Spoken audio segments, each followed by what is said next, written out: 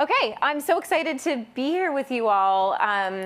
Hopefully you came into the conference knowing that a strong employer brand drives business results. And hopefully after this session, if you didn't come into the room thinking that, you do now. So this session is really about the how. So how do you build a strong employer brand?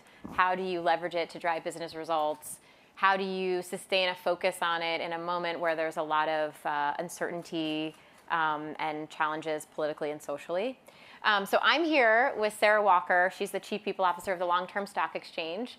Joel Willcher is the Head of Lifecycle Engagement at McKinsey. So thank you for being here. Yeah.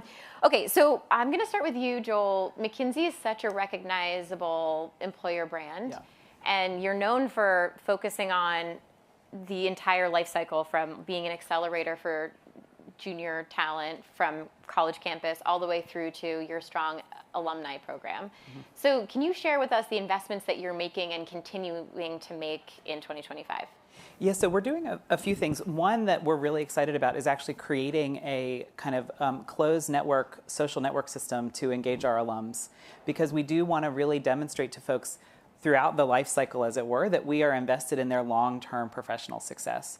And you do that with action more than words, because we can all say whatever we want to say, but then actually giving people something tangible that says you're a part of our community for life. And that's a big part of the value proposition that we talk about with folks on the way in, because they know that for, our reputation, which is true, is that for some people it's a training ground. And so what does that mean beyond that? So we're doing that. The other thing that we're trying to do lately is get a lot more specific. We tell people that we intend to be a career accelerator and to help you kind of develop into a leader faster than you might anywhere else. I think a lot of folks are saying, okay, that's fine, but what exactly does that mean?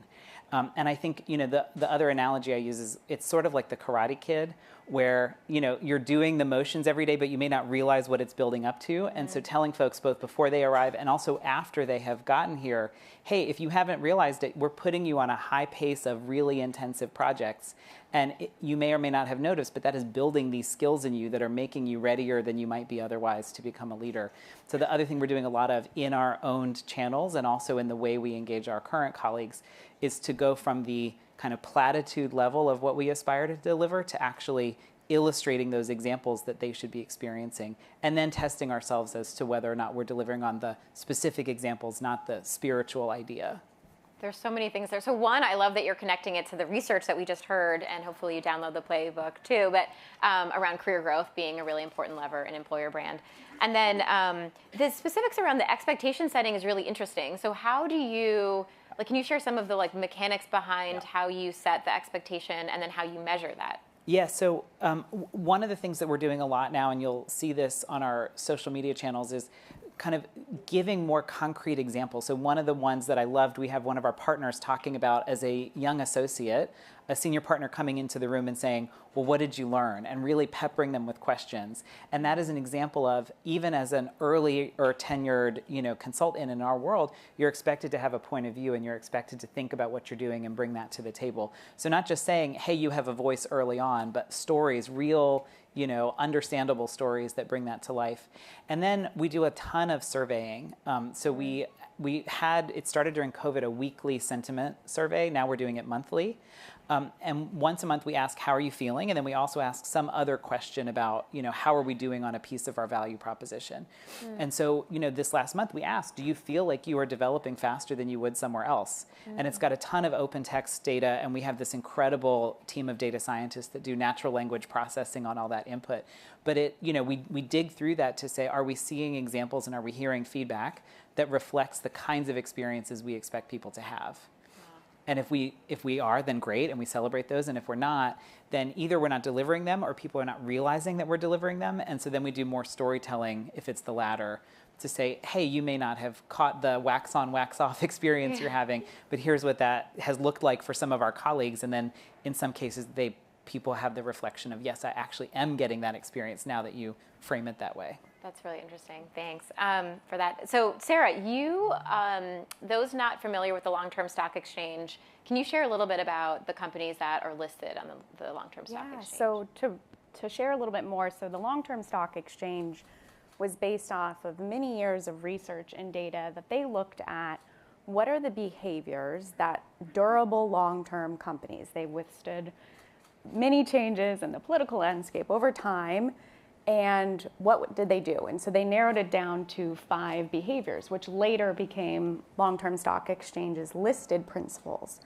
And one of those ties back to taking a broader view of stakeholder value. So most companies who are operating in short-termism tend to prioritize one stakeholder, and that's your shareholders. And so what this showed is, instead of just focusing on your shareholders, which are still important, there's a broader stakeholder base, and that includes your employees. And so even with the case study we saw earlier, the data is there that companies that invest in their employees and give them an equal stake in how you make business decisions pays off. It also includes how you interact with the environment, your communities, how you incentivize your executives. So all of these things tie into what does driving long-term value look like? And starting with the employer brand can be a great place for companies to start early on and say, what do I want to build? How do we be intentional with our employer brand? How do you, in this moment, based on the companies you've studied, advise people in this room and on Zoom right now to handle the pressures of short-term performance with the long-term strategy? Yeah, so short-termism pressures will always be there. Like, let that soak in. They will not go away.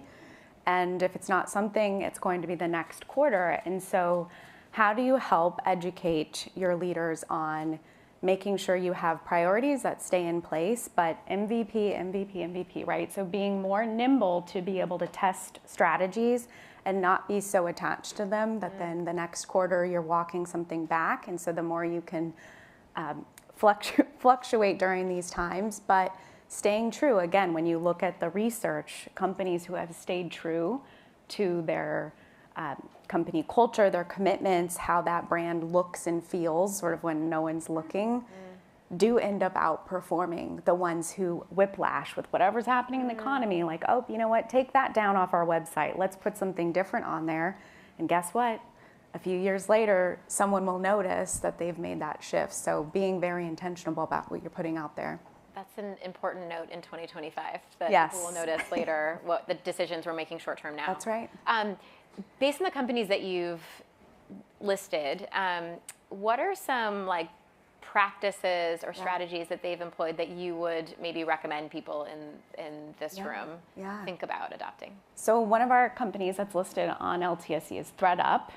Show of hands, anybody ThreadUp customers or know of?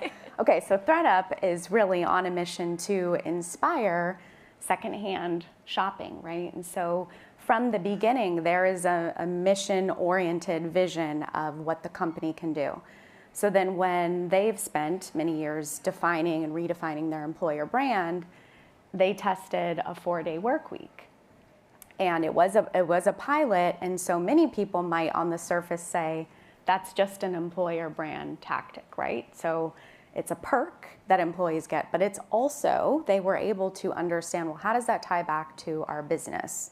So lowering costs, thinking things are just enough, right? Making sure that whether that's environmentally, commuting to the office, or whatever was happening on that 5th day. And so look it up if you want to read more. There's a lot of research on that case study, but everybody can't support that type of initiative, but you that sit in the seats of leading the HR function, or maybe you're in operations and work closely with your CHRO or team, the more you can tie the business value proposition with your employee value proposition, you'll actually find they're not that far different. And when you start to get in trouble when they separate and it's not the same thing, they're not in sync. You talked about, and I'm sure, Joel, in your initiatives too, this work requires so many different functions within your organization. So marketing, internal comms, HR. How do you work together? How do you keep these initiatives going and the team members involved in sync? Joel? Yeah, so it's a lot of just classic project management discipline for us. And so rather than trying to create a structural solution, which doesn't always work anyhow, we have a cadence of connection points where we bring together our recruiting folks, our HR folks, our media team, our brand marketing team, our employer brand team, and we have a collection of projects that we're working on together that require everybody's input. I think one of the things that has kept that going and kept us from getting sort of fatigue of this dynamic is that it's made everybody's jobs easier. So in particular, data and insights about our people and our performance, and having those collected in one place makes it easier to respond to media inquiries. It makes it easier to produce social media content. So everybody's jobs become easier. But I think what we had to do is early on get some wins on the board to make the investment in that kind of pace of keeping in touch worth everybody's time. Yeah. And what about the success? Like, how do you? I mean, classic change management is like you. Well, one, your calendars reflect your priorities, Yes. and then also you talked about sharing. You had some wins on the board. So how do you share those back? To the rest of the org to build momentum? Yeah, well, we, primarily we share them back, in a kind of ROI on the investment of the institution with our leaders, because the rest of the institution just wants great people. And so as long as they're seeing great people coming in, they're happy. But we actually measure sort of, we're fortunate, we get 1 million applications a year. So we're not hurting for people wanting to come. But what we really want is the right fit. So we look at things, we now increasingly have our data connected all the way through to be able to say from a social media campaign to a visit to the website, to an application, to a successful application. And we can actually look at overall, what is the cost of that funnel? And are we bringing the cost down? And so not only are we increasing eyeballs, which we look at, but less important than are the people who are coming all the way through our funnel the kind of people we want? And are we doing that increasingly efficiently? And so some of these projects have shown that we can do that when we put our minds to it. Yeah, great.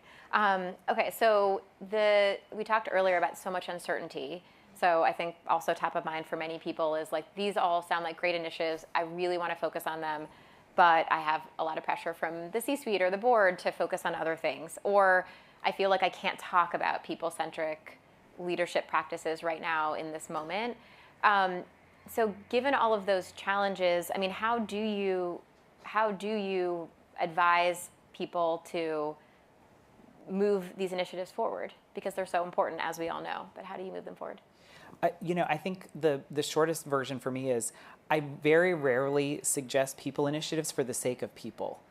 There's always a business need. In our world, our entire product, as it were, is our people. So it's not a hard stretch, but it always starts with what is the problem we as an institution are trying to solve, and 100% of the time, people are the solution. And so anything we want to do starts with what is it that the institution needs, and then here's our suggestion for how we can support that from a people perspective.